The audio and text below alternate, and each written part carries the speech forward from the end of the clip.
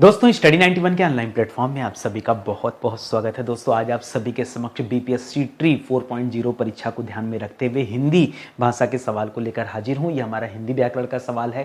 Complete Hindi में जितने भी सवाल आते हैं, चाहे वो टीजीटी में आए चाहे पीजीटी में आए, इन सभी सवालों को ध्यान में रखते हुए दोस्तों मैं सीरीज तैयार किया हूँ। याद रखेंगे आज हमारा 22वां लेक्चर है। पीछे के लेक्चर अगर आपने नहीं देखे तो देख लीजिए। क्योंकि दोस्तों 630 सवाल अब तक मैं आपको पढ़ा चुका हूँ। आज के क्लास में हम 631 से लेके 660 तक के सवालों पर चर्चा करेंगे। देखिए पहले मैं ना ऐसे कोई भी वीडियो सीरीज बना देता था, लेकिन जब सीक्वेंस होता है, सीरीज होता है, तो बच्चों को यह पता चल पाता है कि आज अगर हम इस क्लास को ज्वाइन कर रहे हैं तो हम कितने बाद में जुड़े हैं, यानी पहले कितनी क्लास चल चुकी है इसकी जानकारी आपको हो जाएगी। तो देखिए पहले 21 क्लास चल चुकी है। आज की क्लास पहले आप देखिए। ये क्लास अगर पसंद आती है तो निश्चित रूप से आपको खुद ही मन करेगा कि नहीं हम पीछे की क्लास भी जाके देख लें, क्योंकि जब ये क्लास इतनी अच्छी है तो पीछे की क्लास भी बहुत अच्छी होगी। ठीक है, तो यही सोचकर आपको पीछे की क्लास भी देखनी चाहिए। एक चीज और याद रखेंगे, कुछ बच्चे ने यही पढ़कर मस्त हो जाते हैं। अरे मैं कहता हूं भैया आप कभी हमारे पेड कोर्स में आइए। बीपीएससी ट्री 4.0 के लिए एक स्पेशल बैच मैंने बनाया है। इस बैच से दोस्तों ये 4 एग्जाम आपके कवर होंगे। ठीक है, पीआरटी का, मिडिल का, सेकेंडरी और सीनियर सेकेंडरी। सेकेंडरी को ही दोस्तों टीजीटी कहा जाता है और जो सीनियर सेकेंडरी है इसे पीजीटी कहा जाता है। इस बैच में दोस्तों एक एक चैप्टर डिटेल से पढ़ाए गए हैं, उन चैप्टर से संबंधित क्वेश्चन आंसर कराए गए हैं, प्रीवियस ईयर पेपर पर डिस्कस कराया जा रहा है। तो ये सब कुछ दोस्तों आपको एक ही जगह पे मिल जाएगा, चाहे वो बीपीएससी ट्री 1.0 हो, 2.0 हो, 3.0 हो, सबका सब दोस्तों पेपर सोल्यूशन भी इसी बैच में मिल जाएगा आपको। ठीक है, उससे कॉन्फिडेंस आता है कि जो हमने पढ़ा और जो पेपर में है क्या दोनों चीजें मैच कर रही हैं, क्या हम आने वाले भविष्य में जो एग्जाम होने वाला है क्या हम उसके लिए तैयार हैं। तो इस तरह से दोस्तों आपके लिए बहुत शानदार ये सीरीज रहेगी। ठीक है, चलिए आगे बढ़ते हैं और सीधे सवालों को शुरू करते हैं। ठीक है, तो 631 नंबर का जो सवाल है वो कह रहा है कि भारतीय संविधान में किन अनुच्छेदों में राजभाषा संबंधित प्रावधानों का उल्लेख है। किसका? राजभाषा। ठीक है, हमारी राजभाषा दोस्तों क्या है, तो याद रखेगा हमारी राजभाषा दोस्तों जो है वो हिंदी है। अच्छा याद रखेगा, कभी अगर आपके दिमाग में आए ना कि हिंदी राष्ट्रभाषा है तो राष्ट्रभाषा नहीं है। ठीक है, अगर आपसे पूछे क्या हिंदी राष्ट्रभाषा है तो बताएगा नहीं। हिंदी क्या दोस्तों, हिंदी हमारी राजभाषा है। राष्ट्र शब्द मत लिखिएगा, हमेशा राज शब्द लिखना, राज न कि राष्ट्र। इस बात को आप याद रखेंगे, नहीं तो परीक्षा में यहां से भी मिस्टेक हो सकता है। ठीक है, अच्छा जो अनुच्छेद दोस्तों कौन सा है तो याद रखेगा 343 से लेकर 351 तक का अनुच्छेद होगा। 434 443 से सब गलत ऑप्शन है। ठीक है, एक चीज और बताइए मुझे, अगर यह सवाल आ ही गया है तो आप मुझे बताइए कि जो राजभाषा संबंधित प्रावधान है यह संविधान के किस भाग में वर्णित है, कौन से भाग में दिया गया। ठीक है सर, भाग क्या होता है? अरे नहीं पता, जो मूल संविधान था उसमें कुल 22 भाग थे। कितने भाग थे दोस्तों? उसमें कुल 22 भाग थे। अब कितने भाग हो गए दोस्तों? तो अब 25 भाग हो गए। अब कितने हो गए हैं? अब 25 भाग हो गए। ठीक है, तो ये जो 22 भाग थे, ठीक है, उस समय में, तब से दोस्तों ये चीजें हैं यहाँ पे। ठीक है, तो आपको बताना किस भाग में इस का उल्लेख है, ये राजभाषा संबंधी प्रावधानों का उल्लेख है। तो याद रखेगा दोस्तों भाग 17। कौन सा भाग है यहाँ पे? भाग 17 आप ध्यान दीजिएगा, गलती न कीजिएगा। ठीक है, चलिए आगे बढ़ते हैं, अपने अगले सवाल पर आते हैं। सही है ना, कोई दिक्कत नहीं है ना? आ रहा बिल्कुल सही, जो समझा रहा हूं एकदम परफेक्ट है भैया, इससे ज्यादा नहीं आने वाला परीक्षा में। और आगे देखिए, करा दक्षिण भारत हिंदी प्रचार सभा, दक्षिण भारत में हिंदी प्रचार सभा का मुख्यालय दोस्तों कहां स्थित है, ये आपको बताना है। आपको क्या लगा हर बार आसान सवाल ही आएगा? देखिए आसान वाला देखना है ना तो पीछे 21 लेक्चर आपका इंतजार कर रहा है। शुरुआत के जो 500 सवाल थे वो काफी आसान थे, लेकिन 500 के बाद जो सवाल हम लोग अटेंड कर रहे हैं ये थोड़ा स्टैंडर्ड सवाल हल कर रहे हैं यहाँ पे, क्योंकि जरूरी है यार। ठीक है, जरूरी है। 500 तक तो आसान पढ़े, अब थोड़ा कठिन नहीं पढ़ेंगे तो कैसे लगेगा कि हम हिंदी की क्लास अटेंड कर रहे हैं। ठीक है, बहुत सोच समझ के बताइएगा। वैसे ज्यादातर बच्चे जो जवाब देने वाले हैं ना वो हैदराबाद देने वाले हैं, और हैदराबाद आपका गलत उत्तर है। ठीक है, अब हैदराबाद के बाद अगर आपके दिमाग में कोई ऑप्शन आता है तो मैसूर आता है। मैसूर दोस्तों सही में मान लेता, लेकिन अब दोस्तों कोई मैसूर नाम की जगह है नहीं। वर्तमान में ये जो हेडक्वार्टर है ये चेन्नई में स्थित है। कहां स्थित है दोस्तों? यह चेन्नई में स्थित है। अरे ये जो संस्था है ना ये पहली बनी थी दोस्तों हिंदी प्रचार सभा। ठीक है, हिंदी प्रचार सभा, इसके नाम से दोस्तों आपको लग रहा होगा कि हिंदी के प्रचार हेतु दोस्तों ये बनाया गया होगा। तो हिंदी प्रचार सभा आगे चल के संसद ने एक अधिनियम भी बना दिया। ये अधिनियम बना दोस्तों 1964 में। कब बना? यह अधिनियम कब बना? हिंदी प्रचार सभा अधिनियम जो बना था दोस्तों, ये 1964 में बना था। इस लाइन को भी दोस्तों आप याद रखेंगे, बहुत इंपॉर्टेंट सवाल है, ये आप ध्यान रखिएगा, ठीक है। और बाकी रही बात दक्षिण भारत की, तो दक्षिण भारत के चाहे वो आंध्र प्रदेश हो, चाहे वो तमिलनाडु हो, चाहे वो कर्नाटक हो, चाहे केरल हो, हर जगह दोस्तों इसकी शाखाएं हैं, लेकिन मेन जो है वो चेन्नई वाला है, मेन यही वाला दोस्तों। इसकी शाखाएं और बनी हुई हैं, वो अपनी जगह बात है, ठीक है। चलिए आगे बढ़ते हैं। अगला सवाल दे रहा है कि हिंदी के सर्वप्रथम प्रकाशित पत्र का नाम बताइए, ठीक है। हिंदी में कौन सा पत्र दोस्तों सबसे पहले प्रकाशित हुआ? सर्वप्रथम। क्या दे दिया दोस्तों? सर्वप्रथम, ठीक है। अब ज्यादातर जो बच्चे हैं ना, वो यहां पर बंगाल गजट का नाम लेते हैं, ठीक है, बंगाल गजट का, जबकि दोस्तों एक गलत उत्तर हो जाएगा। बंगाल गजट जो दोस्तों ये अंग्रेजी भाषा का समाचार था, तो ये पहला, ठीक है, लेकिन यह अंग्रेजी भाषा का क्या था दोस्तों? फर्स्ट समाचार पत्र था, ठीक है, पहला समाचार पत्र था, लेकिन अंग्रेजी भाषा का था। यही दोस्तों यहां पे गड़बड़ी हो जा रही, ठीक है। तो बंगाल गजट आपको जवाब नहीं देना है। जो सही जवाब है वो क्या दोस्तों? उदंड मार्तंड, उत्तंड नहीं होता, उदंड, ठीक है, उदंड मार्तंड है दोस्तों, ये जवाब होगा। पंडित जुगल किशोर ने दोस्तों इसका संपादन किया था, पंडित जुगल किशोर जी ने, ठीक है, जुगल किशोर जी ने। और यह एक तरह की दोस्तों साप्ताहिक पत्रिका थी। क्या थी दोस्तों? यह एक तरह की साप्ताहिक पत्रिका थी, इसको याद रखेंगे। सरस्वती जो है दोस्तों, इसका संपादन महावीर प्रसाद द्विवेदी जी ने किया था। किसने किया था? महावीर प्रसाद द्विवेदी जी ने किया था। यह भी परीक्षा में खूब पूछा जाता है, ठीक है। अब बाकी नागरी प्रचारी पत्रिका और ये सब हटाइए, ठीक है, इसको आप ध्यान रखेंगे, बहुत बहुत इंपॉर्टेंट यह है, ठीक है। चलिए अपने अगले सवाल पर आते हैं। अगला सवाल दे रहा दोस्तों कि छायावाद के प्रवर्तक के रूप में दोस्तों किसे जाना जाता है? बड़ी लड़ाई है भैया, छायावाद के प्रवर्तक को लेकर बड़ी लड़ाई है, इसलिए कम से कम 4 प्रवर्तक का नाम आप याद रखेंगे, ठीक है। उन 4 में जो पहला नाम है दोस्तों, महावीर नहीं है, श्रीधर पाठक साहब भी नहीं है, मुकुटधर पांडे जी भी नहीं है, जयशंकर प्रसाद जी हैं। तो 4 स्तंभ की जब बात होगी तो पहला स्तंभ क्या है दोस्तों? जयशंकर प्रसाद, ठीक है।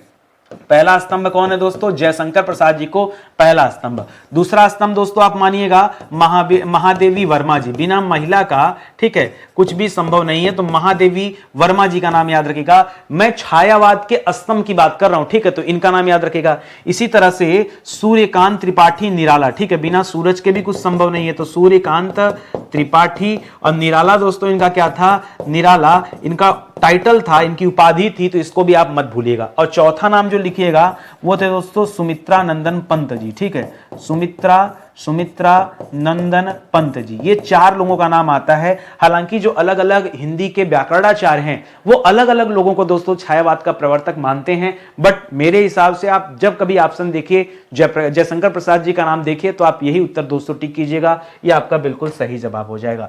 करपूत कपूत तो क्यों धन संचय, अपूत सपूत तो क्यों धन संचय। अब बात को समझिए, इस लाइन में बहुत कुछ छिपा हुआ है। मैं तो यहां बता ही दूंगा कि अलंकार कौन सा है, लेकिन अलंकार को छोड़िए, इसका भावार्थ जानना बहुत जरूरी है। करपूत कपूत, पूत माने हो जाता है पुत्र, पूत का मतलब क्या दोस्तों? पूत का मतलब हो जाता है पुत्र, और कपूत का मतलब हो जाता है कुपुत्र, ठीक है, यानी ऐसा पुत्र जो क्या हो, जिसके अंदर आचरण व्यवहार सही नहीं हो, ठीक है, राक्षसी भाव हो, हाँ, मदिरा सेवन करता हो, बहन बेटियों का सम्मान न करता हो, हमेशा समाज में गैर कानूनी कार्य करता हो, वो कुपुत्र कहलाता है, ठीक है। तो कह रहा है कि मान लीजिए आप अपने जीवन में खूब पैसा कमा रहे हैं, इतना मेहनत, दिन रात मेहनत किए पड़े हैं, दिन रात आप मेहनत कर रहे हैं, अपने जीवन में कोई सुख भोग नहीं कर रहे हैं, सिर्फ आप धन का संचय करने में लगे हैं कि हम कितना बड़ा साम्राज्य खड़ा कर लें, कितना पैसा कमा लें, कितना धन कमा लें, कितना दौलत और हमारे पास जो है आभूषण, सोने चांदी जवाहरात हीरे हो जाएं, कितनी जमीनें हो जाएं, कितनी गाड़ी, मतलब आप सब कुछ जुटाने में लगे हैं।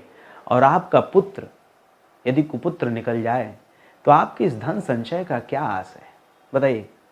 तो आपको लगेगा यार पूरा जीवन में व्यर्थ ही मेहनत कर रहा था, इससे अच्छा होता कि मैं धन का संचय न करके जितना जरूरत का धन है उतना अपने पास रख करके इसको क्या किया होता, इसको समाज में लगाता, इसको लोगों के लिए उद्धार करता, कुछ अच्छे कार्य करता, ठीक है, घूमता टहलता, जो भी देवी देवताओं का स्थान है वहां भ्रमण करता, ठीक है, अपने मन की शांति करता, ये भी तो कर सकता था। लेकिन आप क्या, आप तो जुटाने में लगे रहे, और नीचे वाला पीने में लगा रहा, वो पी के सब बर्बाद कर दिया। तो पूत कपूत तो क्यों धन संचय, तो काहे धन जुटा रहे हो, और पूत सपूत तो क्यों धन संचय। और यदि पुत्र सपुत्र है आपका, सपुत्र मतलब उसके आचरण अच्छे हैं, उसके विचार अच्छे हैं, वो बुद्धिमान है, तो यार उसके लिए क्यों पैसा जुटा रहे हो, वो तो पैसा खुद ही जुटा लेगा, उसके अंदर काबिलियत है ना, आपको अपने पुत्र की काबिलियत पे भरोसा नहीं है, वो खुद ही धन संचय कर लेगा, तो आप पैसा तो दोनों ही मामले में आपको पैसे जुटाने की जरूरत नहीं है। और वैसे भी कहा जाता है जरूरत से ज्यादा धन का संचय ये आपको अहंकार में ले डूबता है, ठीक है, आपका पतन, आपको पतन की तरफ ले जाता है। तो न कि ये धन का संचय, ठीक है, ये आप ध्यान रखें। खैर यहाँ पे अलंकार पूछा है, तो अलंकार में जब आप अनुप्रास अलंकार पढ़ते हैं तो उसके कई सारे भेद पढ़ते हैं, ठीक है। उसी में दोस्तों आप छेका अनुप्रास पढ़ते हैं, लेकिन ये जवाब नहीं है। लाटा अनुप्रास दोस्तों, यहां जो जवाब है लाटा अनुप्रास, ये भी बता देता हूं, वृत्त्या भी नहीं है, अंत्या भी नहीं, श्रुत्या मतलब जो सुनने में अनुप्रास लगे, अंत्या मतलब जिसके अंत में के डिजिट मैच करते हो, ठीक है, उसको अंत्या बोलते हैं। वृत्त्यानुप्रास वृत्य नहीं होता, वृत्त्यानुप्रास होता है। वृत्त्यानुप्रास मतलब गोले जैसा होता है, घूम के वहीं आना। लाटानुप्रास में क्या होता है, याद रखिए, जब जब जब शब्द अथवा वाक्य, जब शब्द आब्लिक वाक्य, ठीक है, वाक्य क्या हो दोस्तों, वाक्य की पुनरावृत्ति हो, ठीक है, पुनरावृत्ति हो, ठीक है, किंतु अन्वय करने पर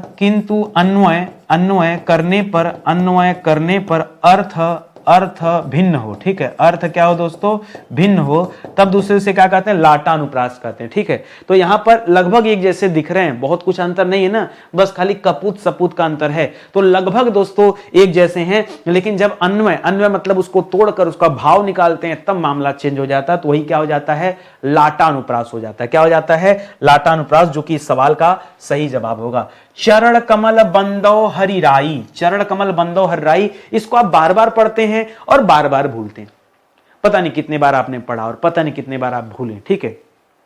लेकिन आज मैं एक ऐसी ट्रिक दे दे रहा हूं, आप कहते हैं ना कि सर अपने पेड कोर्स में आप करते क्या, मैं आपको एक छोटी सी ट्रिक देता हूं, इसके बाद आप कभी जीवन में नहीं भूलेंगे कि यहां अलंकार कौन सा है।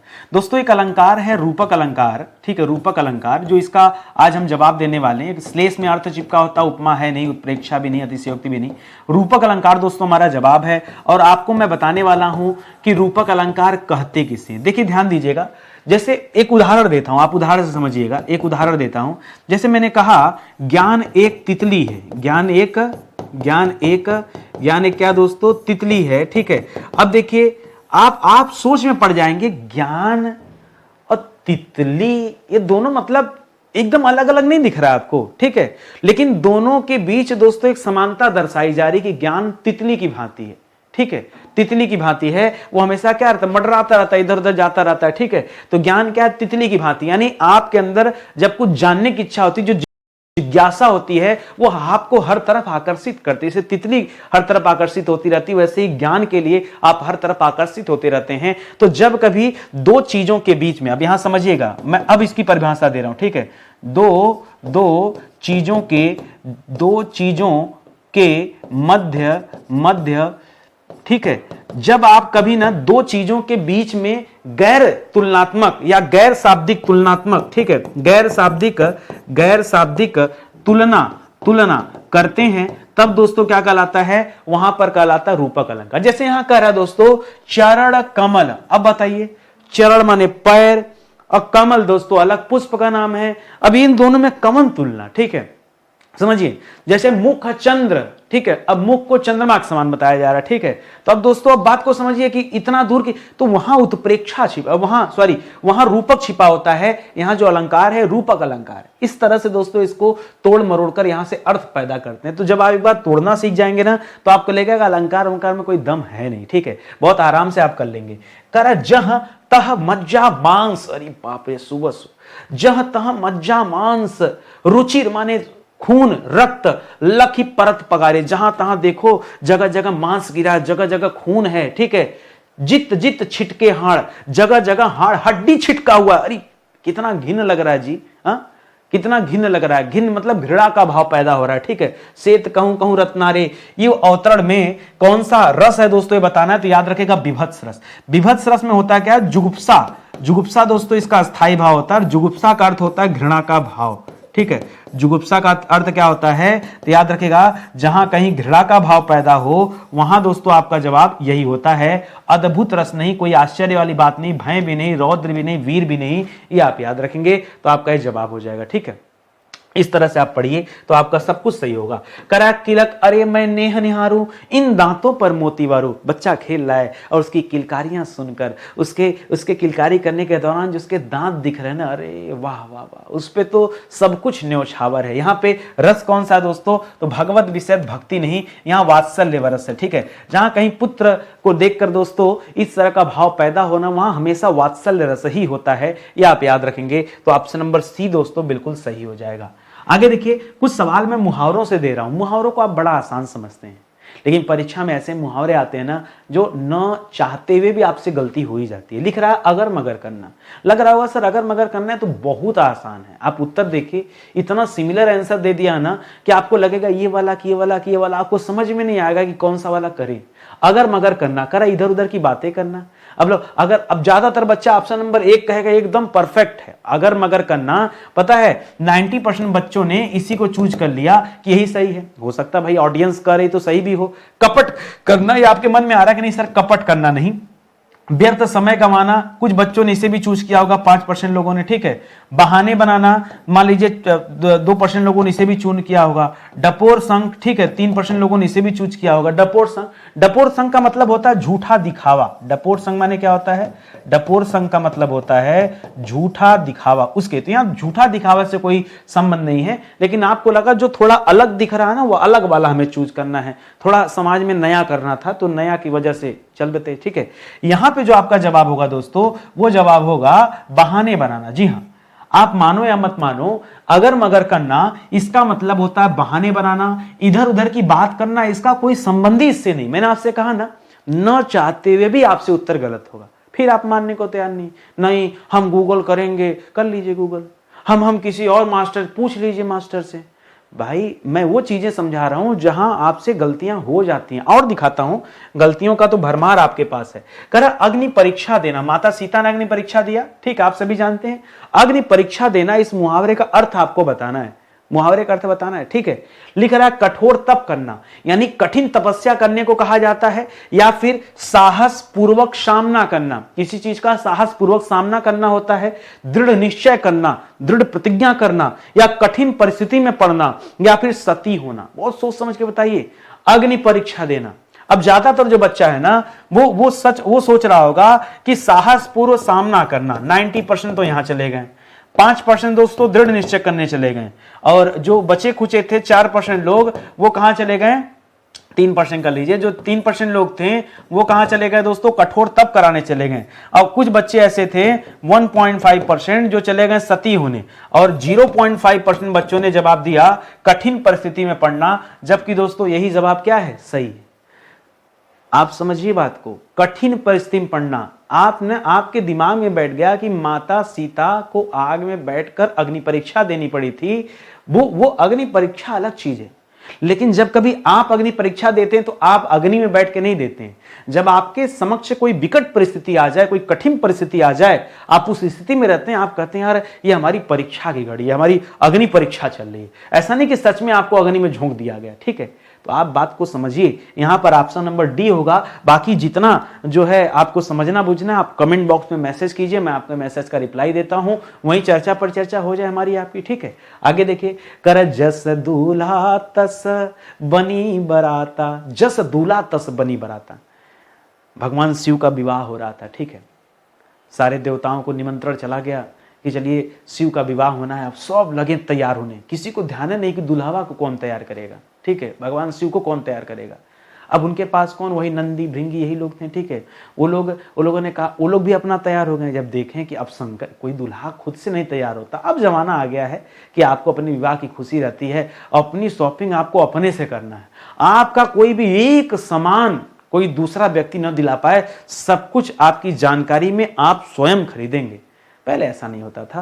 पहले जिसका विवाह होता था वो खुद से नहीं तैयार होता था, उसे तैयार कराया जाता था। आज भी कुछ रस्में रिवाजें हैं, आप याद रखिए। अगर आपका विवाह हो रहा हो या किसी का विवाह हो रहा हो, तो जो कपड़े पहनाया जाता, आप खुद से कपड़े नहीं पहन सकते।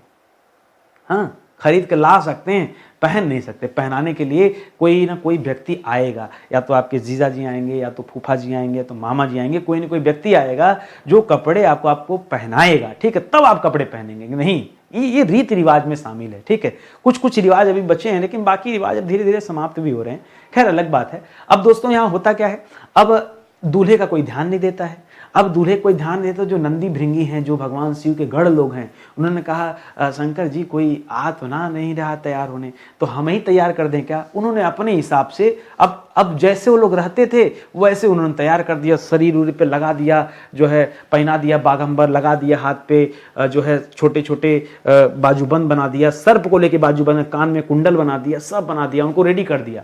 पाउडर की जगह जो भभूते होती है ना, ठीक है, लकड़ियां जलने के बाद, कंकाल उंकाल जलने के बाद, मतलब सौ जलने के बाद जो उसकी राख होती है उसको लगा दिया शरीर में कि एकदम मस्त हो गए जस दूल्हा। और जब देवता लोग आए, जब देखें अरे बाप रे इनके साथ कौन जाएगा, ठीक है, तो विष्णु भगवान कहें भैया सारे देवता लोग आगे निकल जाएं। वो लोग आगे ना, शंकर जी अपना आराम से पीछे पीछे चले आ रहे हैं, ठीक है। तो जब आगे निकल गए तो उनके जो गढ़ थे शिव जी के, कहें यार सारे बारातिया तो आगे चले जा रहे हैं, हम ही लोग पीछे हैं, अरे प्रभु क्या किया जाए, इसे बिना बाराती के जाएंगे ठीक नहीं लगता है, ठीक है। तो शिव जी बोले कि क्या करोगे तो बताओ। बोले अरे अपने वालों को निमंत्रण नहीं गया है, बुला लें क्या। बोले बुला लो, जिसको बुलाना बुला लो। अब जैसे निमंत्रण पहुंचा, सारे दुनिया के भूत प्रेत सब आके शामिल हो गए, ठीक है। तो जस दूल्हा, जैसा दूल्हा है, जैसा शंकर जी का रूप है, जस दूल्हा तस बनी बराता। उस पूरे बारात में जितने भूत प्रेत आए ना, वो सब एक से बढ़कर एक खतरनाक, ठीक है, एक से बढ़कर एक, ठीक है, अजीबो गरीब, जिसके बारे में आप कल्पना नहीं कर सकते। यानी जैसा दूल्हा है उसी का अनुरूप दूसरा व्यक्ति। तो यहाँ जो दे रहा संगठन से कार्य, ये बेवकूफ बना रहे। सुंदर वस्तु के साथ सुंदर का नहीं, सभी साथी का एक जैसे होना, यही दोस्तों, यानी सब जब एक जैसे हो जाते हैं तब कहा जाता है जस दूल्हा, जिस प्रकार का दूल्हा है तस बनी बराता, उसी प्रकार की बारात है, ठीक है। तो इस तरह से होता है, सब कहानियां हैं, जब पढ़ेंगे कभी, ठीक है, थोड़ा समय निकाला करें। कई लोग कहते हैं सर आप पढ़ने के साथ साथ क्या क्या करते हैं। मैं बहुत कुछ करता हूं, बहुत कुछ, आपको कभी मैं शेयर नहीं कर पाता, लेकिन मैं बहुत कुछ करता हूं। मुझे ज़्यादा पैसे की चाह नहीं ना, इसलिए मैं लिमिटेड क्लास भी लेता हूं। ऐसा नहीं कि दिन भर इसी में मरता रहूं, ठीक है। मेरा काम मैं करता हूं, लेकिन मैं फिर 1-2 घंटे निकाल कर, ठीक है, अपने धर्म के लिए जो कुछ चीज़ें जानना है, समझना है, बहुत कुछ सीखना समझना, ठीक है। पढ़ाई कभी, ज्ञान कभी जो है बेकार नहीं जाता, कभी न कभी हमारे जीवन में उपयोगी ही सिद्ध होगा, कभी खराब सिद्ध नहीं होगा। कर वह घर से बाहर गया, इस वाक्य में कौन सा कारक है ये बताइए, कौन सा कारक है ये आपको बताना है। वह घर से बाहर गया, जब कभी दूरी की बात आए, ठीक है, कभी भी याद रखिए, कभी भी अलगाव की बात हो रही हो, कभी भी दूरी की बात हो रही हो, कभी भी तुलना की बात हो रही हो, कभी भी शर्म की बात हो रही हो, कभी भी डर की बात हो रही हो, कभी भी लज्जा की, ये सब दोस्तों कभी भी हो, आप हमेशा ना अपना उत्तर अपादान चूज कीजिएगा, ठीक है। जैसे वह घर से बाहर गया तो घर से दूर हुआ ना, ठीक है। तो अगर अलगाव हो रहा है, दूरी दिखा रहा है, तो दोस्तों सीधा सीधा आपका जवाब क्या हो जाएगा, अपादान कारक होगा। यानी ऑप्शन नंबर डी जो है ये इस उत्तर का, इस सवाल का सही उत्तर होगा। निम्न शब्दों में सदा स्त्रीलिंग वाला शब्द का, जो सदैव स्त्रीलिंग, जिसका पुल्लिंग होता ही नहीं, ऐसे समझिए। सदा स्त्रीलिंग का मतलब क्या है, सदा का मतलब होता है सदैव, ठीक है, सदैव। सदैव स्त्रीलिंग की बात कर रहा है, यानी पुल्लिंग यहां होता ही नहीं है, ये समझना है, ठीक है। अब ज्यादातर बच्चों ने यहां मकड़ी कर लिया, नहीं, मकड़ी में दोस्तों नर मकड़ी भी होती है और मादा मकड़ी भी होती है, इसलिए आप ये नहीं कह सकते कि मकड़ी जो शब्द है यह सदैव स्त्रीलिंग होता है, ठीक है। इसके अंतर्गत दोस्तों नर और मादा दोनों मकड़ियां आती हैं, तो ज्यादातर बच्चों ने ये जवाब दिया था, ठीक है। और बाकी रही बात बाज की, तो बाज तो दोस्तों पुल्लिंग शब्द है, बाज आपका पुल्लिंग शब्द है। रही बात गैंडा की, तो गैंडा भी दोस्तों आपका पुल्लिंग शब्द है, गैंडा भी क्या है, गैंडा भी आपका पुल्लिंग शब्द है, ठीक है, डबल ल कर लीजिए, पुल्लिंग शब्द है, ठीक है, यहां भी कर लीजिए, ठीक है। जो पक्षी है दोस्तों ये आपका जवाब हो जाएगा, जो पक्षी है ये सदैव स्त्रीलिंग के तहत आता है, जो पक्षी है ये सदैव स्त्रीलिंग के अंतर्गत आता है, और ये जवाब आपका सही है। सर आज ना पता नहीं क्या हो गया, दिनवा खराब है, क्या है, दिनवा बहुत बढ़िया है, ठीक है, दिन बहुत बढ़िया है, लेवल थोड़ा बढ़ गया है, तो कहें भयभीत हो रहे हैं, साथ में बने रहिए।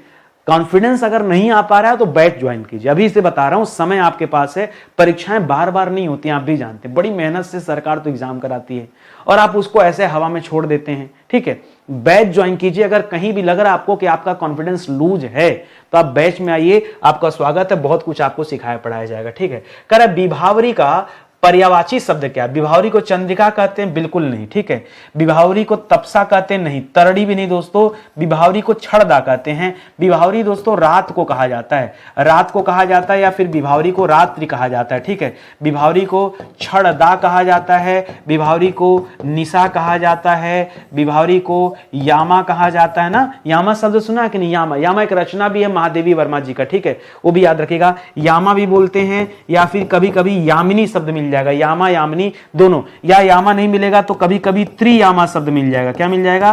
त्रियामा शब्द। ये सब दोस्तों रात्रि के लिए यूज किया जाता है, ठीक है, इसको ध्यान देंगे। बहुत अच्छा सवाल है, ठीक है। अच्छा, एक सवाल देता है परीक्षा में, ज्ञानदा किसे कहते हैं? ठीक है, ज्ञानदा। ज्ञानदा दोस्तों माता सरस्वती को कहा जाता है। किसे कहा जाता है? ज्ञानदा मतलब ज्ञानदायिनी, ज्ञान को देने वाली, इसलिए दोस्तों ज्ञानदा उन्हें कहा जाता है, ठीक है। चलिए आगे बढ़ते हैं, अगले सवाल पर आइए। करा तरड़ी, तरड़ी का पर्यायवाची दोस्तों शब्द क्या होगा? अब यहां जरा सुनिएगा, मैं आपको कई शब्द लिख के बताता हूं। एक शब्द है दोस्तों तरड़ी। क्या शब्द है? तरड़ी। मात्रा छोटी जब हो तब याद रखिए सूर्य को कहा जाता है, इसका मतलब आज का जवाब सूर्य है। दूसरा शब्द दोस्तों, जब कभी तरड़ी में बड़ी की मात्रा दे दे तो तरड़ी नाव को कहा जाता है, नाव मतलब नौका, ठीक है, जब बड़ी की मात्रा देगा तब। और एक शब्द आता दोस्तों तरुड़। क्या आ जाता? तरुड़। तरुड़ कहा जाता दोस्तों युवक को। इसी तरुड़ शब्द से एक और शब्द बनता है तरुड़ी। क्या बनता है? तरुड़ी। तरुड़ी कहा जाता दोस्तों युवती को, ठीक है। इस तरह से दोस्तों आप ध्यान देंगे, ठीक है। तो अब इस आधार पे ये चारों बात समझिएगा। बाकी रही बात सूर्य की, तो सूर्य के बारे में तो आप सभी जानते हैं कि सूर्य को क्या क्या कहा जाता है। सूर्य को दिनकर कहा जाता है, सूर्य को दिवाकर कहा जाता है, सूर्य को प्रभाकर कहा जाता है, सूर्य को मार्तंड कहा जाता है, मार्तंड कहा जाता है, सूर्य को भानु कहा जाता है, सूर्य को आदित्य कहा जाता है, सूर्य को रवि कहा जाता है, रवि कहा जाता है। सब नाम दोस्तों बहुत नाम है सूर्य के, ठीक है। अंशुमाली कहा जाता है, सब दोस्तों सूर्य के नाम है, ठीक है। तो अब मरीच कहा जाता है, ठीक है। तो ये सब दोस्त सविता कहा जाता है, सब सूर्य के नाम है, ठीक है। तो इसको आप ध्यान में रखिएगा, ठीक है। आगे बढ़िए।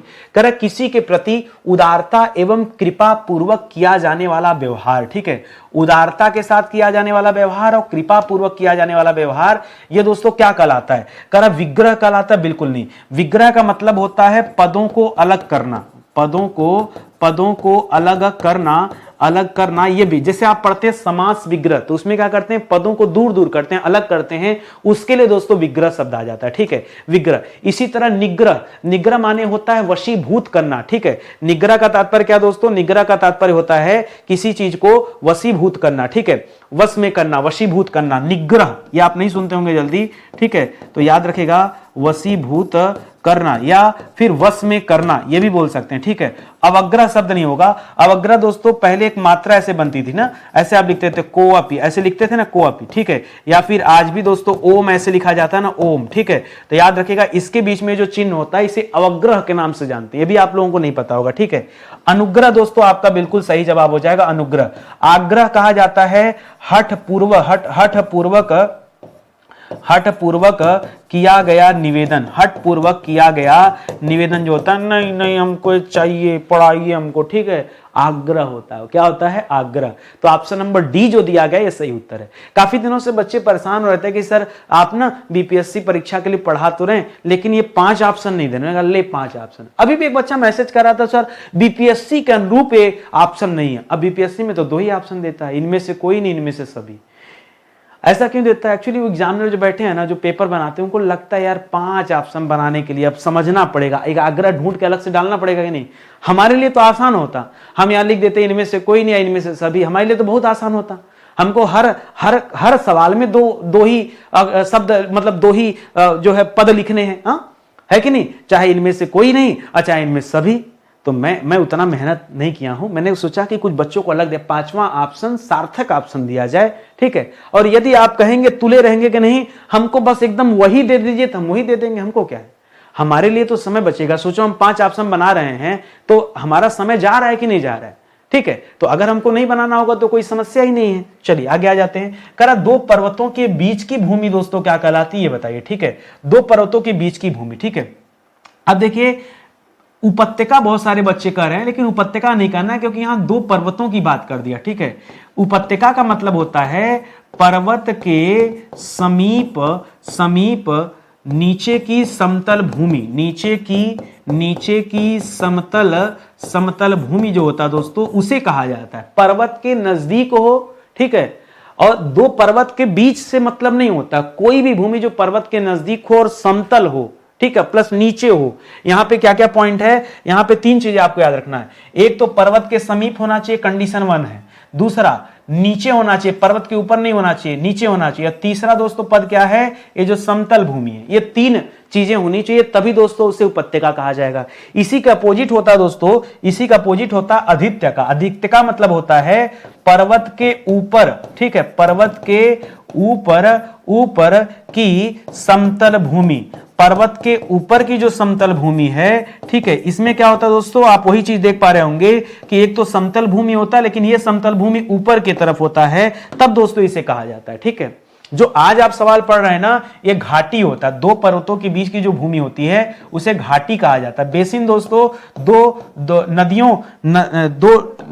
नदी एवं उसकी सहायक नदी प्लस उसकी सहायक नदी के मध्य का क्षेत्र जो होता है दोस्तों, उसके लिए दोस्तों ये बेसिन शब्द होता है, ठीक है। अद्रोड़ दोस्तों ये लकड़ी का पात्र होता है, ठीक है, लकड़ी का पात्र है, जिसमें पुराने समय में सोमरस रखा जाता था। क्या रखा जाता था, सोमरस रखा जाता था, ठीक है, वो लकड़ी का पात्र होता था। तो यहां घाटी जो है आपका सही जवाब होगा। मैंने एक एक पॉइंट आपको समझा दिया। करा सुपुरुष में दोस्तों कौन सा समास है। बच्चा सोचेगा एक काम करते हैं सर, सु को अलग करते हैं, पुरुष को अलग करते हैं, और सर ने बताया था कि सु क्या है, यहां पर उपसर्ग है, ठीक है, या सु को हम अव्यय मान सकते हैं। इस तरह से यहां पर क्या हो जाएगा, अव्ययी भाव समास हो जाएगा। क्या हो जाएगा, अव्ययी भाव समास हो जाएगा। ये हम कर लेते हैं। लेकिन लड़ाई है।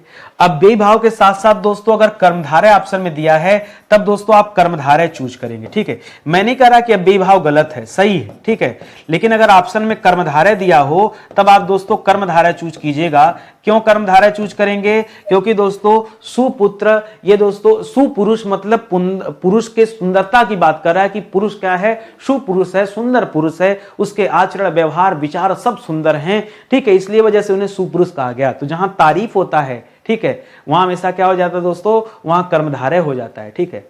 अब आप परेशान, सर दो दो उत्तर कैसे हो गए, हो गया दो दो उत्तर कैसे सर, दो दो उत्तर कैसे हैं। अच्छा मैं कहूं दोस्तों, मान लीजिए इसमें आप में से कुछ बच्चे गोरे होंगे, हाँ ठीक है, तो मैंने कहा आप गोरे हैं, आपने कहा, हमने कहा आप बुद्धिमान, आपने कहा, हमने कहा दो दो ऑप्शन कहां सही कर रहे हो।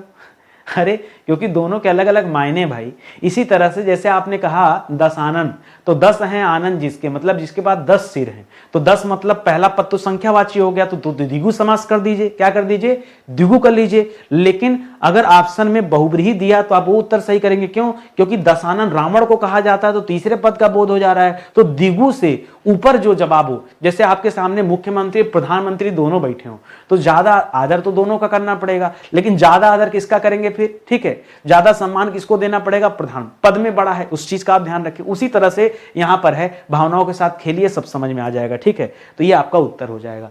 एक बात याद रखेंगे, जितना शिद्दत से मेहनत से मैं यहां पढ़ा रहा हूं, ठीक है, इससे ज्यादा मेहनत से मैंने अपने पेड बैच में पढ़ाया है। आप निसंकोच आइए, ज्वाइन कीजिए, कहीं आपका कोई नुकसान नहीं होगा दोस्तों। पैसा, बहुत सारे बच्चे सोचते हैं कहीं पैसा हमारा डूब न जाए, ना, स्टडी 91 प्लेटफॉर्म ज्वाइन करने में आपका पैसा कतई नहीं डूबेगा, वो कई गुना बढ़ के निकलेगा, ठीक है। आप पहले पढ़ो तो सही। अरे भैया एक छोटा सा बैच खरीदोगे, नौकरी मिल जाएगी, तो उसका कई गुना कमाओगे बताओ, ठीक है। आप आओ, पढ़ो शांति से, दिमाग ना ज्यादा लगाओ। कारण निम्न में से एक शब्द में द्विगु समास से आपको ढूंढना है।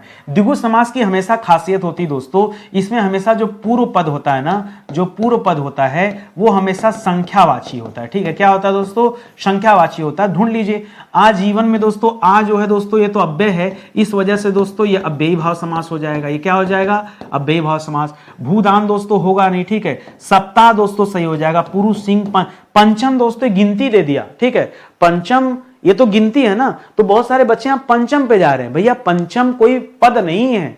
अब द्वादश त्रयोदश ऐसे लिख दिया, 11 12 13 14, कोई गिनती थोड़ी है, ठीक है, पद नहीं है ना। यहां सप्ताह हो जाएगा, सप्ताह 7 दिनों का होता है, इस वजह से दोस्तों यहां पर यही क्या हो जाएगा, द्विगु समास हो जाएगा। इसको ध्यान में रखेंगे। अभ्युदय शब्द में दोस्तों कौन सी संधि ये बताना है, उसके लिए तो इसे तोड़ना पड़ेगा। एक शब्द होता है अभि, दूसरा शब्द होता है उदय।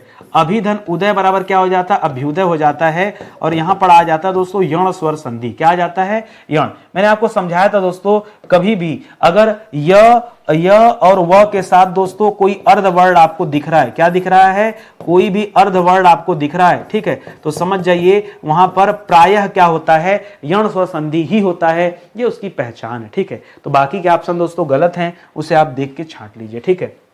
करेक्ट, तन्मय शब्द का दोस्तों सही संधि विच्छेद क्या है ये बताइए। तो तन्मय में तन तो कभी नहीं होगा, तम भी नहीं होता दोस्तों, तत्धनमय होता है। क्या होता है, तत्धनमय होता है। बाकी सब ऑप्शन गलत है। तत्धनमय और संधि पूछेगा तो क्या बताएंगे दोस्तों, यहां व्यंजन संधि होता है। कौन सा संधि है, व्यंजन संधि का नियम है। अगर कभी हलन दिख जाए ना, आंख बंद करिए, उत्तर व्यंजन संधि दीजिए, क्योंकि हलन तो हमेशा व्यंजन में ही आता है और दोबारा कहीं आएगा ही नहीं।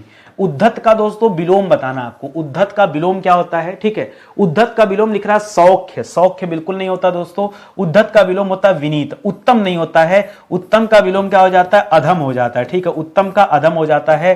कोमल का विलोम दोस्तों क्या हो जाता है, कोमल माने मुलायम हो जाता है, तो कोमल का विलोम दोस्तों वज्र आप कर सकते हैं। अक्षर दोस्तों किसका होता है, अक्षर दोस्तों ये उद्धत का अर्थ है, ठीक है, ये इसका अर्थ समझिए, इसका अर्थ उद्धत, उद्धत माने आप समझ रहे हैं ना क्या होता है, तो उद्धत किसे कहते हैं, उद्धत अक्षर को कहा जाता है, ठीक है। इसीलिए इसका उल्टा क्या कर रहे हैं, विनीत कर रहे हैं। तो बात को समझिएगा, ऑप्शन नंबर बी जो है ये आपका सही उत्तर है। निम्नलिखित वाक्यों में से कौन सा वाक्य शुद्ध है वो बताइए। एक ही भाई 4 दिया है, 5 दिया है ना, तो कोई एक ही शुद्ध होगा, बाकी सब तो अशुद्ध होंगे। अब ढूंढना है क्या शुद्ध है। कह रहा है कोयल का कंठ मधुरतम है, ठीक है।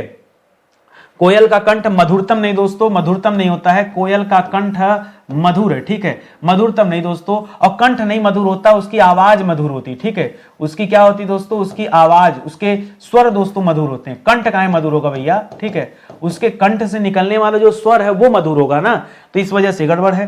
राम को चरखा काटना चाहिए, चरखा नहीं काटना चाहिए दोस्तों। काटने का काम हमेशा सूत का होता है, सूत काटा जाता है, चरखा नहीं काटा जाता है, ठीक है। तो ये हो जाएगा मैंने कविता सुनाया, ठीक है, मैंने कविता सुनाया, ये भी गलत है दोस्तों। मैंने कविता सुनाया नहीं, मैंने कविता सुनाई, ठीक है।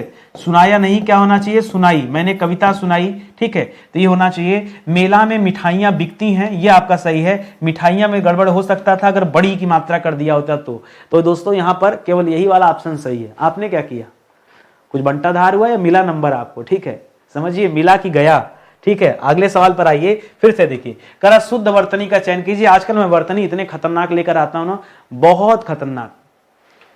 मेरा टारगेट है आपको उत्तर नहीं पाने दूंगा, ठीक है, कोशिश कीजिए, ठीक है, पा गए तो ठीक है, नहीं तो मेरा प्रयास ही है। करा कि शुद्ध वर्तनी का चयन कीजिए। आपको लग रहा होगा ये जो जुकाम दिया, जुखाम, ठीक है, ये जुखाम से होगा, जुकाम नहीं होता दोस्तों। अगर मैं शुद्ध की बात करूं ना, तो शुद्ध क्या होता है, जुकाम नहीं होता है, सॉरी जुखाम नहीं होता है, जुकाम होता है। क्या होता है, जुकाम, जुखाम नहीं होता है। हम भले बोले जुखाम शब्द, लेकिन गलत है, ठीक है। इसी तरह से धनाढ्य जो लिखा है भी गलत है। धनाढ्य नहीं होता है, धनाढ्य होता है। क्या होता है, धनाढ्य, यहां ढ होता है, ढ न कि ड। कैलाश में छोटा सा रहेगा, कैलाश में जो स रहता है ये छोटा सा। तो बचा एक ही ऑप्शन, वो है क्रांति, और ये भी गलत है। क्यों दोस्तों, क्रांति में या तो क्रांति आप ऐसे लिख दो, और या तो क्रांति में ऊपर बिंदी लगाना, तो फिर यहां मत लगाओ, यहां तो दोनों कर दिया। तो यानी जो जवाब है इनमें से कोई नहीं, ठीक है। शुद्ध वर्तनी का चयन कीजिए, इनमें से कोई नहीं, कोई नहीं शुद्ध है, तब क्या ही शुद्ध काम चयन करें बताइए, सब गलत लिखा है।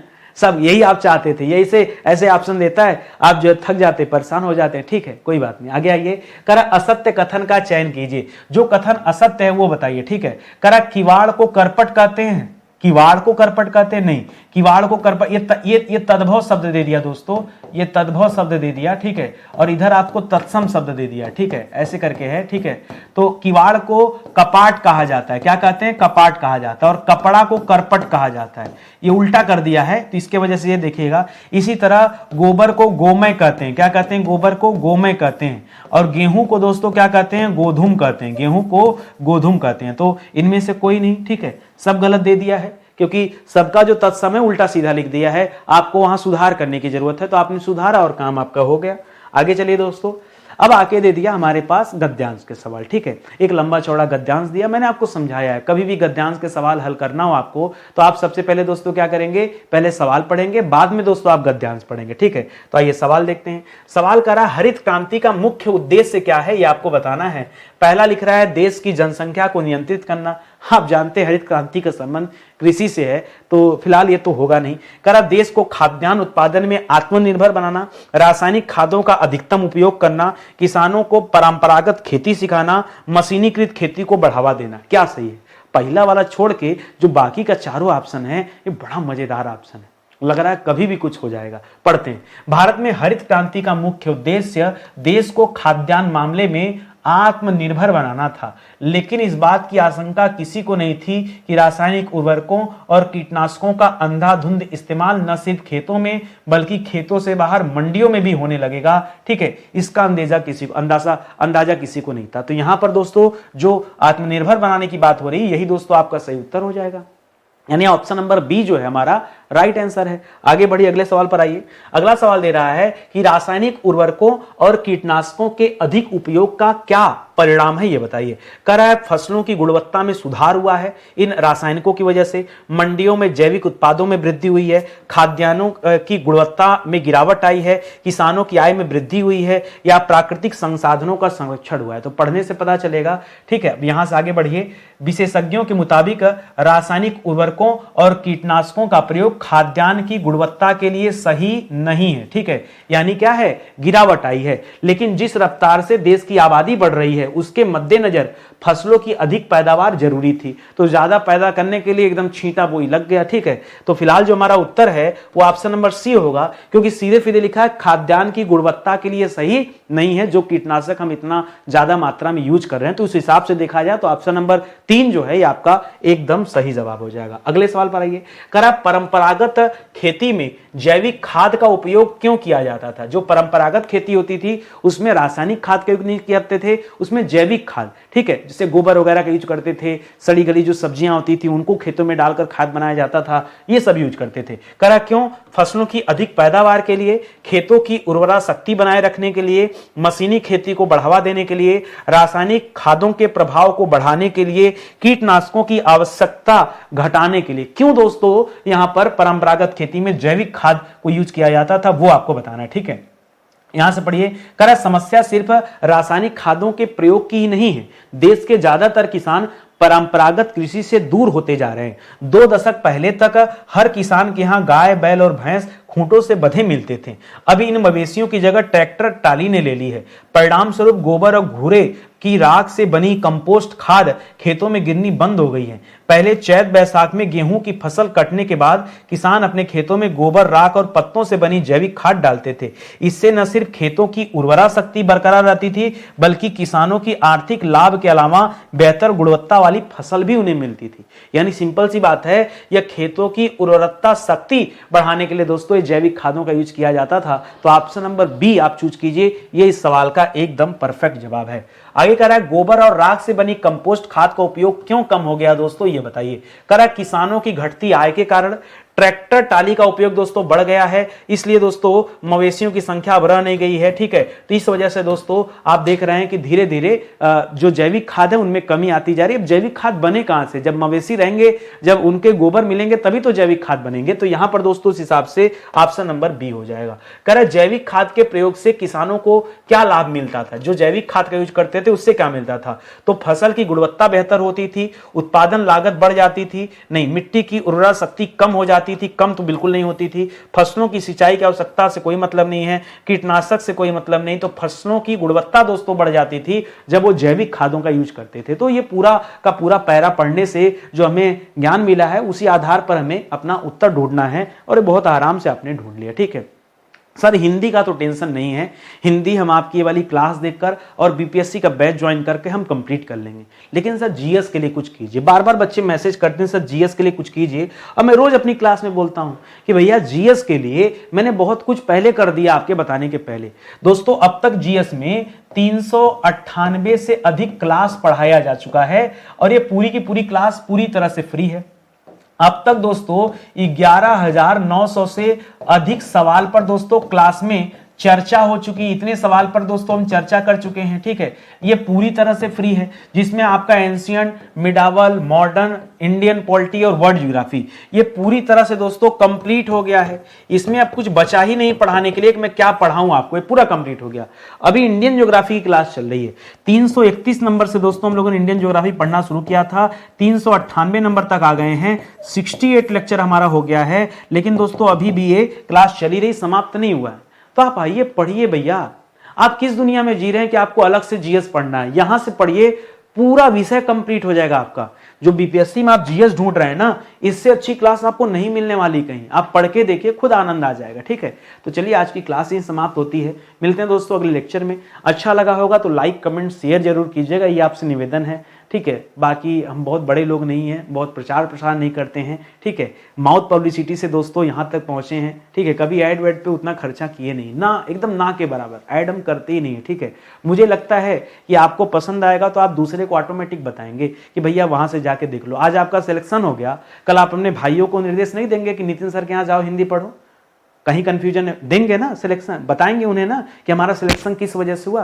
तो मैं यही सोच के चलता हूँ, ये चैनल आज यहाँ तक पहुँचा है तो बस इसी के बदौलत पहुँचा है, ठीक है। अच्छा एक चीज़ और है, आप आपका सिलेक्शन हो भी जाता है, लेकिन आप एक मैसेज हमें व्हाट्सएप पे नहीं देते हैं कि सर हम सेलेक्ट हो गए हैं आपकी वजह से। देखता हूँ कमेंट रोज आते रहते हैं कि सर आपकी वजह से मेरा रीट निकल गया। अरे भैया, एक वीडियो बना के हमें दे सकते हैं आप, एक छोटा सा शॉर्ट्स बना के दे सकते हैं। अगर वो शॉर्ट्स देते तो मैं अपने चैनल पे अपलोड करता ताकि लोगों को पता चलता। तो आप में से बहुत सारे बच्चे स्टडी 91 की वजह से किसी न किसी परीक्षा को क्वालिफाई किए होंगे, तो एक छोटा हमें शॉर्ट्स बना के दीजिए। वो शॉर्ट्स दोस्तों आप हमें इन नंबरों पर भेज सकते हैं। नंबर नोट कर लीजिए 7007734525, ठीक है। ये ऑफिशियल नंबर दोस्तों, इस नंबर पर व्हाट्सएप कीजिए कि हाँ सर हमारा ये एग्जाम निकल गया है, ठीक है। हम दोस्तों आपके शॉर्ट्स को प्रमोट करेंगे, ठीक है, लेकिन सही हो, ठीक है, ऐसे नहीं, ठीक है। तो आप भेजिए एक बार, और इस तरह से दोस्तों हम लोग मिलजुल के काम किया जाए, पढ़ा जाए और आगे बढ़ा जाए, ठीक है। बहुत बहुत धन्यवाद आपका, मिलते हैं अगले लेक्चर में। तब तक के लिए जय हिंद, जय Bharat, thank you so much.